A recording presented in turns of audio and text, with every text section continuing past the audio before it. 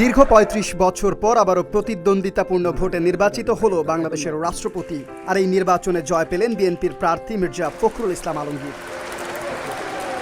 বৃহস্পতিবার জাতীয় সংসদ ভবনের সভা কক্ষে অনুষ্ঠিত হয় রাষ্ট্রপতি নির্বাচনের ভোট গ্রহণ। দুপুর ২টা থেকে বিকেল ৫টা পর্যন্ত সংসদ সদস্যরা ব্যালটের মাধ্যমে নিজের পছন্দের প্রার্থীকে ভোট দেন।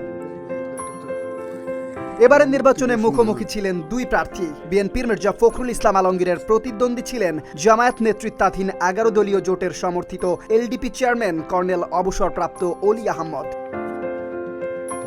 মোট ৩৪৩টি বৈধ ভোটের মধ্যে মির্জা ফখরুল ইসলাম পেয়েছেন ২৫৫ ভোট আর অলি আহমদ পেয়েছেন ৮৮ ভোট। ফলে ১৬৩ ভোটের ব্যবধানে জয়ী হয়ে দেশের ২৩তম রাষ্ট্রপতি নির্বাচিত হলেন মির্জা ফখরুল ইসলাম আলমগীর।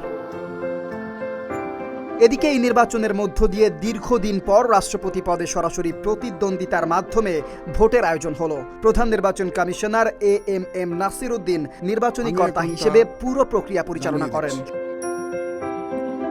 রাষ্ট্রপতি বাংলাদেশের সর্বোচ্চ সাংবিধানিক পদ। তার মেয়াদ ৫ বছর এবং একজন ব্যক্তি সর্বোচ্চ ২ মেয়াদ দায়িত্ব পালন করতে পারেন।